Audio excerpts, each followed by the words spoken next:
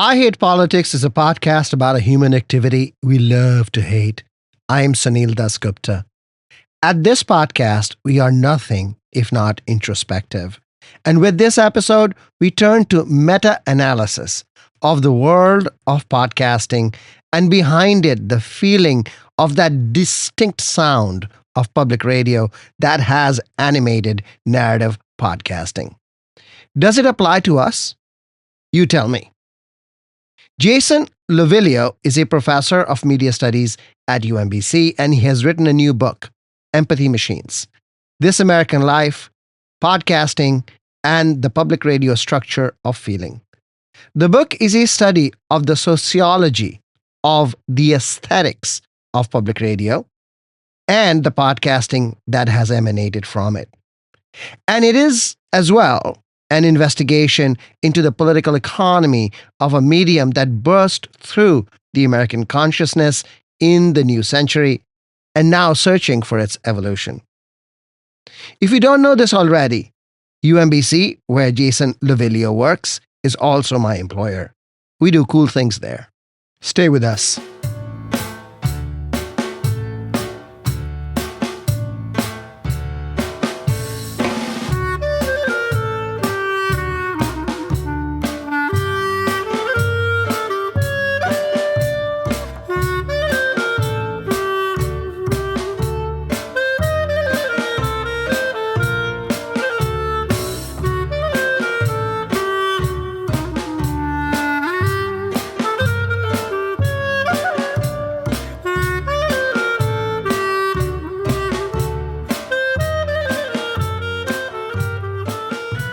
I Hate Politics is a podcast about our neighborhoods, workplaces, schools and streets, and our local governments as they function in diverse and democratic societies. This means our politics are messy, dirty, sometimes corrupt, with often self-serving politicians. But no matter how much we may hate politics, we are never exempt from it, even when we refuse to participate. In fact, the purpose of politics is to keep society functioning precisely when we don't agree with each other, like now. Music for this episode comes from the Baltimore woodwind wizard Seth Keibel. The songs come from his album No Words. Seth Keibel himself on clarinet, flute, and tenor saxophone, Sean Lane on piano, Scott Giambusso and Bob Abbott double bass, Sammy Arifin guitar, Mark Carson and Wes Crawford drums. The album was recorded and mixed by Blake Alphen. You can find Seth Keibel's music at sethkeibel.com.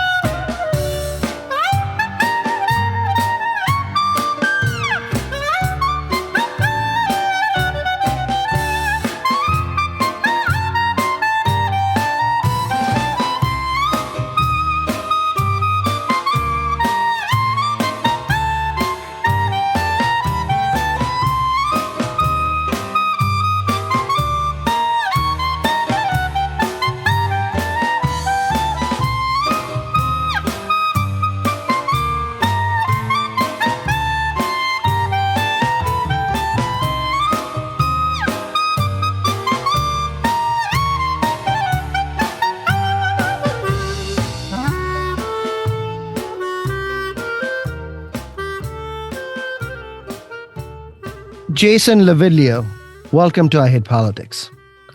Thank you. Great to be here. Congratulations on your book, Empathy Machines: This American Life, Podcasting, and the Public Radio Structure of Feeling. Can we start with the difference in the structure of feeling between public and non-public radio? The difference between public radio and commercial radio on the American airwaves is immediately and universally distinguishable. There's a different attention to sound quality, which has everything to do from the refusal to use compression. There are vocal trainers who teach the broadcasters how to pronounce words. All of these elements, technical and stylistic, go into making the experience of hearing public radio really markedly different from commercial radio in the US, which tends towards the cacophonous, has wildly different volume rates between content and commercials, and has lots and lots and lots of commercials. I think it's safe to say that is one of the most distinctive sound marks in contemporary American life. My recollection about NPR sound quality, the audio quality, actually comes from Alec Baldwin's Saturday Night Live skit about sweaty balls. Yes. I think the skit, which appeared several times, is called The Delicious Dish, which was purporting to be an NPR show about food. What that skit's popularity and enduring power tells me is that we all notice that public radio sounds like a thing apart. One of the ways comedians spoof it is by talking extraordinarily slowly and also swathing their speech in this kind of hushed tone of performative reverence around things that might seem rather trivial. There is a bordering on precious vocal performance. And I think that in America in particular, there is a really fine line between people who want things that are well done, but who are very leery of anything that seems elitist. Why did we get here to this sound? Almost every country that radio, beginning in the 1920s and 30s, immediately understood it to be such a powerful technology and such a powerful public utility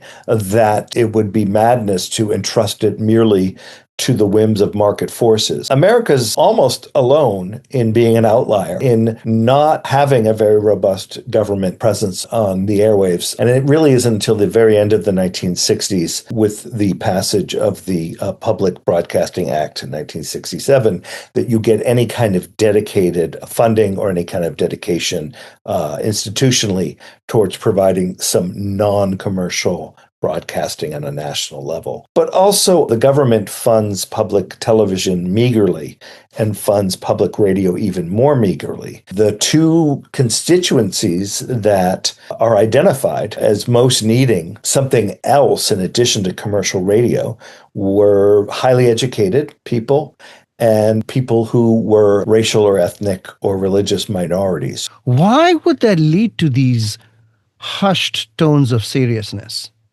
The very first news reporters and news anchors who took to the air in 1970s NPR were chosen precisely because they sounded less formal than the stentorian baritones of ABC and NBC News. So the decision in 1971 to hire Susan Stamberg, who was the first woman to anchor a American news broadcast. She takes over, and she has a voice that is young, that is playful, that is quizzical. She's a woman. She has in her vocal performances traces of her origins, both ethnically as a Jew and daughter of immigrants and as a New Yorker. Over the course of the 80s, and I would say maybe the pivotal point would have been the first Gulf War, you have also within NPR a emergent cadre of serious journalists who are very keen to make NPR the audio version of the New York Times. And running through that tension between the sort of the young folks who kind of want to make public radio sound a little bit more dressed down, and the insurgent, hardcore inside the Beltway journalists who want to do top-notch journalism. So there's really a kind of an almost impossible thing to do to have a significant vocal and sonic style that speaks to these very different sense of mission. And around the time of the 1990s, you're also beginning to get an enormous amount of attention to sound quality. Engineers will accompany reporters on every single field recording trip. So you'll have a reporter, a producer, and then an actual sound engineer with like a degree in engineering. There is meager public funding of public media, including NPR, and they're spending these lots of money with a sound engineer and a producer and a reporter, and sending three people instead of one. Was the choice of the hushed tone mainly a way to get people listening, to give them money so they could continue? It was that literally a marketing ploy, just like the haircut of the Beatles in 1964. In public radio in the 90s, you do have a set of pressures which mean that the radio sound has to sound authoritative and warm. There was a real tension between folks like Nina Totenberg, who had very little patience for the warmer, fuzzier sounds that we might associate with Susan Stamberg, who was enormously loved by her listeners for decades. How do we go from this model of public radio to This American Life? Well, it was precisely this sense of playfulness that a 19-year-old Ira Glass found in late 70s NPR, where he was an intern, editing people like Joe Frank, editing people like Susan Stamberg. So he comes in there and he loves it. And he works for many years cutting tape, and he develops a real sense of the possibilities of audio as a form of human expression and storytelling. As NPR becomes increasingly highly regarded as a news source and as a hardcore journalism place, they really start to move away from some of the more experimental programming. Right around the time, 1995, Ira Glass decides he wants to do his own show. NPR hears an early version of This American Life and says, "We pass. We don't want to distribute this. We don't want to buy this." He does the show out of WBEZ and has to find a different distributor because NPR is moving away from story and sound towards inside the beltway, hardcore journalism. And that's not what Glass wants to do. And, Glass made it very clear in the beginning that he saw his show as in some ways a critique. What are the innovations that This American Life brings, and what are the consequences? This American Life, it's almost like a Jeremiah. He's calling public radio back to the old time religion. He's really bringing back the sonic elements that he learned in early NPR. One of them is running a music bed under a story and using music as a way to punctuate stories. He's almost mathematical about the importance of having stories built around an anecdote or a series of anecdotes, and then punctuated by a moment of reflection where the speaker stops to say something general. And that music helps to score that formula. The intention is quite explicitly to move people, right? And I think that is different from the desire to sound authoritative. The desire to sound smart. And what's so curious is by the late 1990s, NPR has begun to copy Ira Glass. And this happens right around the time that the newspaper industry starts to shed lots of veteran reporters. So you have this glut of extraordinarily talented and experienced journalists, none of whom have a voice for radio, entering into opportunities to work for places like NPR, who are newly interested in voices that might come across as quirky. In 1991, the philosopher Charles Taylor wrote a book called The Ethics of Authenticity. And before him, Lionel Trilling wrote a book on sincerity and authenticity, that in this modern period, we are all looking to be true to ourselves. That's what moves us. And you have presented a different pathway for that movement, empathy. How does authenticity and empathy match up for you?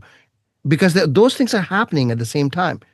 Because Ira Glass has been interviewed so many times, and because he almost immediately turned his success in radio into a sprawling multimedia, multi-platform empire, we've heard him talk a lot about what he thinks he's up to. And one of the main things he says again and again from the very earliest years and to this day is that he sees the power of storytelling as productive of empathy. The other thing he said, especially in the 90s, was that the mass media glut of images and content had become so inauthentic, so formulaic, that it kind of accounted for this 90s hipster exhaustion with everything. So in some ways, it really is, the show is really both a kind of a hipster rejection of the inauthenticity of the media and a kind of almost naive argument in favor of radio, podcasting, storytelling as the best way to get people to care about each other. You describe this entire movement as a way to define liberalism in at a time when the wages of neoliberalism are rampant. In the end, I'll go back to the Beatles haircut analogy. Everything is a marketing strategy. For those people looking for contradictions, they are easy to find. And one of those is the kind of simultaneous marketing genius of the show and the intense hunger for moments of authentic connection that the show explicitly promises and that its listeners explicitly report feeling. When writing this book, I was moving back and forth between my critique of the idea that if only we could invent a media technology that made us care about each other, we'd be all set. We're so screwed if we think we can instrumentalize caring, right? If only we could find the right story. If only we could find the right musical bed. If only we could find, right, what is that? There's a song that The Cure does, and that just that tinkling under David Sedaris's voice, like that's going to solve our problems, right? It's laughable.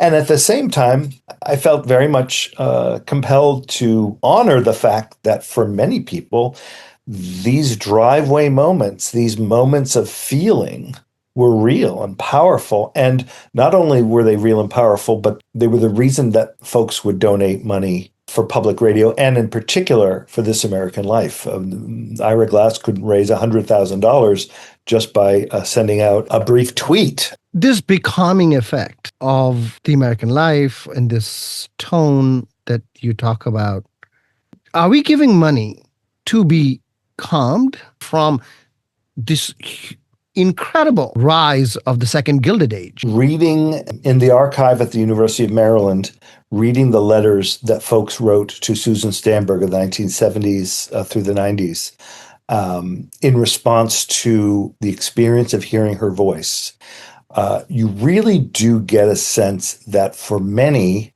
the sense of connection is real in a way that I have no business challenging.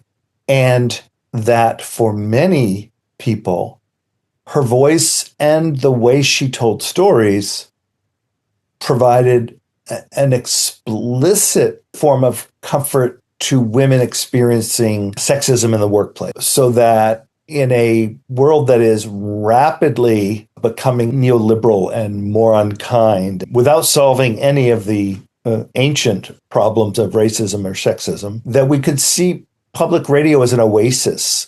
David Hendy calls the BBC the resting places of decency. For many people, NPR was a moment in the day, driving home, where they could feel a sense of decency, a sense of identity with voices that conveyed a sense of kindness and competence that made them feel less alone. And so I guess it depends on your politics, whether you think that is someone handing one of those little electric fans to the frog who's sitting in the pot as it gets warmer.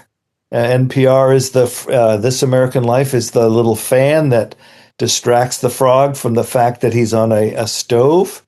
Or if you think that that we need things that are beautiful in our lives. One of the most unsettling parts of doing this show is that if I go to an event now, somebody will stop me and say, I know your voice. Wow.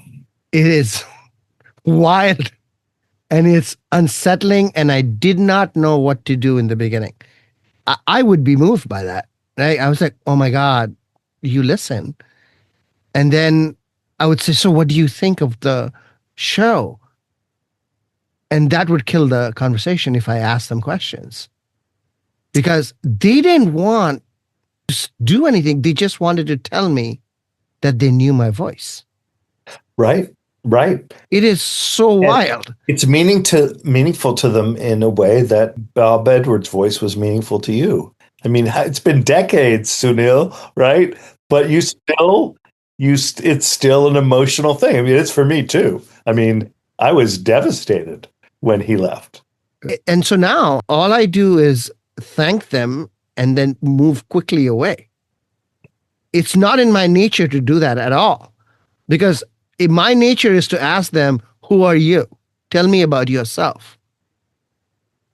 Yep. I've interviewed lots of NPR reporters, and the women all say that they get lots and lots and lots of mail about their voices, and a lot of it is shocking and in the way that you describe, but with an extra layer, it's often there's an element of sexualization from men. One of the things in doing this podcast I have seen is the difference between binge watching and regular listening. We have created this model where we want to be able to get the entirety of the story at one go, rather than behave like a newspaper where you get a little bit of various things and then come back tomorrow. Well, that is the biggest difference between radio and podcasting, which is the temporality. This idea that you can have these sprawling multi-episode stories that are serial in nature, and that provide an extraordinarily deep dive. I think what makes podcasting such a fascinating media form in the 21st century is it runs against the most widely used cliche in media criticism, which is that everything is getting shorter. People's attention spans have become completely down to the 7-second reel. But what we find is that audiences are flocking to deep dive true crime shows that will sprawl for over an entire season to try to unpack one single murder. Podcasting has taken the stochasticity out of radio, right? It's not just I happened to be here and I turned on the radio and something happened. It's appointment listening. It's listening that you can organize around the other daily routines that you have. It's listening that can be binged. So in some ways, nothing could be further from radio than podcasting. And so the argument of my book is that so much of what makes high quality narrative podcasting successful is its ability to imitate the sound of public radio, the narrative structure of stories, and the conceit that we will become empathetic through the process of listening to stories about other people told to us by certain kinds of people who are smart, who are playful, who are ironic, and who know how to unspool a yarn. What do you think is the social and political impact of this kind of media consumption? Because do you think, for example, that it leads to polarization? I think that the narrative podcasts, This American Life, Invisibilia, Radiolab, 99% Invisible, Code Switch, the podcasts that spin off from the public radio universe, these shows are all explicitly addressing polarization. They see themselves as the panacea to polarization. And at least one of the ways that they imagine they're addressing polarization is through vocal performances that emphasize calm over emotion, that emphasize a kind of studied neutrality about politically divisive topics, but that lean into anecdotes, stories, biography, personal moments, with the stated intention of humanizing people at the margins of mainstream society. There's a explicit, I don't know if we would call this political. I don't think we should call caring about people political, but there is if there are politics to these shows, it is we should pay more attention to people who are overlooked, right? And that is both a tenet of every major world religion. It is a tenet of a kind of particular form of liberalism. And it is also it is very closely associated with the 1990s hipster, hey, have you heard of this band? Yes, you like Coldplay. I like this band.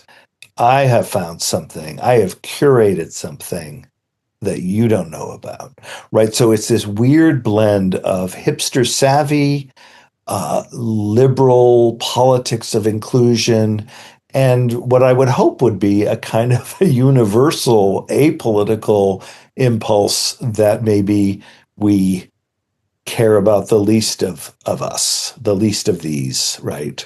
Has it worked? If you mean, has NPR become a juggernaut? Has it produced some of the most successful podcasts that continue to rank in the very top of the Apple downloads? Has it created an empire for a certain kind of storytelling for This American Life across media? Has it influenced a generation of podcasters? Yes, it has worked. Has it made us any more empathetic? Has it made us any less divided? It's very clearly not. I don't know if that is a fair thing. I mean, can we blame Mother Teresa for the fact that people continue to starve, even though she tried to feed and clothe some that she came in contact with? Ira Glass as Mother Teresa is quite the picture. Let's talk a little bit about the other shows, Planet Money in particular, I want to talk about, because that kind of reporting was not associated with public radio. But does everybody have 401ks and now they do that? Planet Money represents the coming together of NPR's news team and This American Life. So the idea in 2008 was very explicitly, how do we bring the storytelling pixie dust of This American Life to the economy beat? And like so many other innovations of NPR's, it took a crisis for it to be born, right? So Morning Edition was born of the Iranian hostage situation in 1979. So many of the shows benefited from the Gulf War coverage because, like CNN, they were everywhere, and NPR grew in leaps and bounds for each of these crises. Same thing with 9/11. You have a massive increase in listenership and prestige after each of these. The housing crisis, the bank crisis of 2008, 2009 provides the perfect context to do the kind of deeply reported explanatory journalism that won Planet Money all of the awards in journalism. And you could say, in some ways, deservedly so, because, it's 10 years later and more, 15 years later, and I can tell you what a collateralized debt obligation is. The entire project of Planet Money is to create empathy for capital, that the main character of their Peabody Award-winning show, Giant Pool of Money, is a giant pool of money. It is a neoliberal fantasy, fairy tale. In the book, you say the last decade or so, podcasting has in fact plateaued. The leading lights of podcasting is Joe Rogan. Narrative, journalistic, investigative podcasts are facing a crisis because they're extraordinarily expensive to produce. And they've had really remarkable success, both critically, commercially, and you could even point to some social and political impacts that certain podcasts in the kind of muckraking tradition of aggressive watchdog journalism has done for over a century. However, a chat cast between a celebrity and her or his celebrity guest is vastly cheaper. There's no script. There's very little post-production, and you have built-in audiences around the celebrities. So that kind of podcasting is going extraordinarily well. Where do we go from here? Sometimes the moment when the money looks elsewhere is when creative people can crawl in to these neglected spaces and make shows like yours. We have an American public that is very interested in long-form storytelling, that is desperate for connection, that is interested in authenticity, and that is primed for audio-first media entertainment and information. So maybe now that there are fewer private equity bros throwing money at podcasts, there is the space for smaller communities of interest to form around local formats, around specific issues, and most importantly, making a podcast might ultimately be something that is meaningful for the maker of the podcast and maybe nobody else. And that has to be okay too. Jason Lavilio, thank you for taking the time. Good luck with the book. Thank you so much for having me.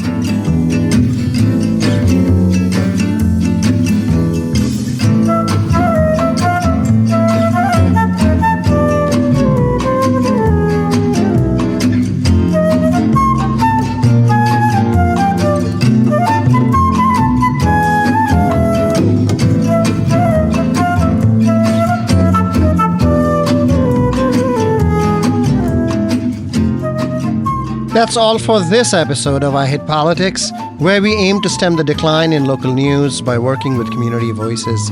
Don't forget to tune in to our Tuesday morning news analysis. I Hate Politics is produced by me, Sunil Dasgupta. Music for this episode comes from the Baltimore woodwind wizard, Seth Keibel. The songs come from his album, No Words. Seth Keibel on clarinet, flute, and tenor saxophone. Sean Lane on piano. Scott Giambuso and Bob Abbott on double bass, Sammy Arifin guitar, Mark Carson and Wes Crawford drums. The album was recorded and mixed by Blake Alfin. You can find Seth Keibel's music at sethkeibel.com. If you want to share your music on the show or know someone else who might want to, please email producer at ihbpod.org. I hope you'll subscribe and share the podcast as we bring you stories about politics close to you and to your home. See you next time.